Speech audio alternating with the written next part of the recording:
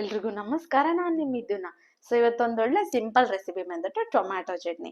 So ಇವಾಗ್ಲಾದ್ರೂ ಮನೇಲಿ ಏನು ತರಕಾರಿ ಇಲ್ಲ ಮಾಡೋಕ್ಕೆ ಏನ್ ಮಾಡೋದು ಅಂತ ಆಲೋಚನೆ ಮಾಡುವಾಗ ಸೊ ಟೊಮ್ಯಾಟೊ ಒಂದೇ ಇದೆ. ಸೊ ಟೊಮ್ಯಾಟೊ ಈರುಳ್ಳಿ ಆಲ್ಮೋಸ್ಟ್ ಎಲ್ರ ಮನೆಯಲ್ಲೂ ಇದ್ದೇ ಇರುತ್ತೆ. ಸೊ ಹಂಗಾಗಿ ಇವತ್ತು ಟೊಮ್ಯಾಟೊ ಚಟ್ನಿ ಮಾಡ್ಬಿಡೋಣ.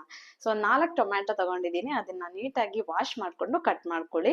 ಸೊ ಇದು ಒಂದು 5-6 ಜನಕ್ಕೆ ನೀಟಾಗಿ ಕರೆಕ್ಟ್ ಆಗಿ ಸರಿ ಹೋಗುತ್ತೆ. ಚಟ್ನಿ ತುಂಬಾ ಟೇಸ್ಟಿಯಾಗಿ ಹಳೆ ಕಾಲದ ಪದ್ಧತಿಲಿ ನಾನ್ ತೋರಿಸ್ತಾ ಇರೋದು. ಸೊ ಇವಾಗ 1 ಟೇಬಲ್ ಸ್ಪೂನ್ ಆಗೋವರೆಗೂ ಕೊತ್ತಂಬರಿ ಕಾಳನ್ನ ಹಾಕೊಳ್ಳಿ. ಹಂಗೆ ಒಂದು ಚಿಟಿಗೆಯಷ್ಟು ಮೆಂತೆ ಕಾಳನ್ನ ಹಾಕೊಳ್ಳಿ. ಒಂದ್ ಅರ್ಧ ಟೇಬಲ್ ಸ್ಪೂನ್ ಆಗೋಷ್ಟು ಜೀರಿಗೆನ ಹಾಕೊಳ್ಳಿ.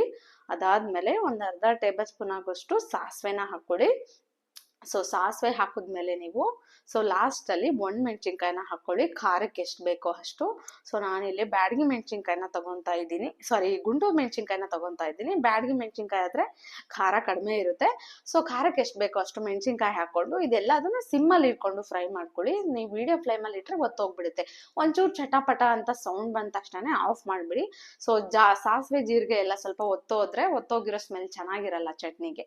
ಸೊ ಹಂಗಾಗಿ ಸಿಮ್ಮಲ್ಲಿ ಇಟ್ಕೊಂಡು 1 ನಿಮಿಷದವರೆಗೂ ಜಸ್ಟ್ ಹಂಗೆ ಕಂಟಿನ್ಯೂಸ್ ಆಗಿ ಫ್ರೈ ಮಾಡಿ, ಹಂಗೆ ಬಿಡ್ಬೇಡಿ, ಒತ್ತೋಗುತ್ತೆ. ಸೊ ಇದೆಲ್ಲದನ್ನು ಫ್ರೈ ಮಾಡ್ಕೊಂಡು ನೀವು ಇದನ್ನ ಮಿಕ್ಸಿಗೆ ಟ್ರಾನ್ಸ್ಫರ್ ಮಾಡ್ಕೊಂಡು ಮಿಕ್ಸಿಗೆ ಹಾಕೊಳ್ಳಿ. ಸೊ ಫೈನ್ ಪೇಸ್ಟ್ ಆಗಿ ಏನು ಮಾಡೋ ಅವಶ್ಯಕತೆ ಇಲ್ಲ. ಸ್ವಲ್ಪ ತರ್ತರಿಯಾಗಿ ಪುಡಿ ಆದ್ರೆ ಸಾಕಾಗುತ್ತೆ. ಸೊ ಈ ರೀತಿಯಾಗಿ ಗ್ರೈಂಡ್ ಆದ್ರೆ ಸಾಕಾಗುತ್ತೆ. ಸೊ ಒತ್ಸಿದ್ರೆ ಟೇಸ್ಟ್ ಚೆನ್ನಾಗಿರಲ್ಲ. ಸೊ ಇವಾಗ ಒಂದು ಬಾಣಲಿ ಇಟ್ಕೊಂಡು 1 ಟೇಬಲ್ ಸ್ಪೂನ್ ಆಗೋವರೆಗೂ ಎಣ್ಣೆ ಹಾಕಿ, ಹಂಗೆ ಟೊಮ್ಯಾಟೊ ಹಾಕಿ, 1 ನಿಂಬೆಹಣ್ಣು ಗಾತ್ರದಷ್ಟು ಹುಣಸೆ ಹಣ್ಣನ್ನ ಹಾಕಿ, ರುಚಿಗೆ ತಕ್ಕಷ್ಟು ಉಪ್ಪು, ಚಿಟಿಕೆಯಷ್ಟು ಅರಿಶಿನ ಪುಡಿ ಹಾಕಿ, ಸೊ ಪ್ಲೇಟ್ ಮುಚ್ಬಿಟ್ಟು ನೀವು ಸಿಮ್ಮಲ್ಲೇ ಬಿಟ್ಟು ಒಂದು 3-4 ನಿಮಿಷ. ಸೊ ಟೊಮ್ಯಾಟೊ ಅನ್ನೋದು ಗುಜ್ಜಾಗಿದ್ರೆ ಇರ್ಲಿ ಚಟ್ನಿಗೆ. ಸೊ ಜಾಸ್ತಿ ಡ್ರೈ ಆಗೋಕೆ ಬಿಡಬೇಡಿ. ಸೊ ಈ ರೀತಿಯಾಗಿ ಇದಕ್ಕಿಂತ ಸ್ವಲ್ಪ ನೀರಾಗಿದ್ರು ಪರವಾಗಿಲ್ಲ. ಸೊ ಗುಜ್ಜಾಗಿದ್ರೇನೆ ಚಟ್ನಿ ಅನ್ನೋದು ಟೇಸ್ಟ್, ಟೊಮೊಟೊ ರಸ ಎಲ್ಲ ಇದ್ರೇನೆ ಚಟ್ನಿ ಟೇಸ್ಟ್ ಇರುತ್ತೆ. ಸೊ ಇದೆಲ್ಲ ಅದನ್ನು ಮಿಕ್ಸಿಗೆ ಹಾಕೊಂಡು, ನಿಮ್ಗೆ ಪುಡಿ ಜಾಸ್ತಿ ಅನ್ಸಿದ್ರೆ ಒಂಚೂರು ಎತ್ತಿ ಇಟ್ಕೊಂಡು ಮಿಕ್ಸಿಗೆ ಹಾಕೊಳ್ಳಿ. ಎಲ್ಲದನ್ನು ಜಾಸ್ತಿ ಸಣ್ಣಗೆ ಹಾಕಕ್ ಹೋಗ್ಬೇಡಿ. ಸೊ ಇದೆಲ್ಲ ಚಟ್ನಿಗೆ ನಾವೀಗ ಒಗ್ಗರಣೆ ಕೊಡೋಣ. 3-4 ಟೇಬಲ್ ಸ್ಪೂನ್ ಆಗೋಷ್ಟು ಎಣ್ಣೆ, ಹಂಗೆ 4-5 ಬೆಳ್ಳುಳ್ಳಿ, ಹಂಗೆ ಒಣಮೆಣಸಿನ್ಕಾಯಿ, ಸಾಸಿವೆ, ಜೀರಿಗೆ, ಸೊ ಉದ್ದಿನಬೇಳೆ, ಕಡಲೆಬೇಳೆ ಹಾಕೋರಾದ್ರೆ ಹಾಕೊಳ್ಳಿ. ಸೊ ಹಸಿ ಕರಿಬೇವನ್ನ ಹಾಕಿ ಒಗ್ಗರಣೆ ಕೊಡಿ. ಸೊ ಟೇಸ್ಟ್ ತುಂಬಾ ಚೆನ್ನಾಗಿರುತ್ತೆ. ನಾನು ಹೇಳಿದ್ದು ಹಳೆ ಕಾಲದ ಪದ್ಧತಿಲಿ. ಸೊ ದೋಸೆಗೆ, ಇಡ್ಲಿಗೆ, ಚಪಾತಿ, ಬಿಸಿ ಬಿಸಿ ಅನ್ನಕ್ಕೆ ತುಂಬಾ ಒಳ್ಳೆ ಕಾಂಬಿನೇಷನ್.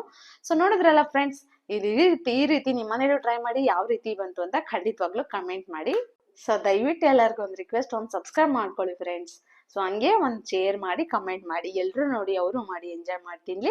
ಸೊ ಥ್ಯಾಂಕ್ ಯು ಎಲ್ಲರಿಗೂ. ನೆಕ್ಸ್ಟ್ ವಿಡಿಯೋದಲ್ಲಿ ಸಿಗೋಣ.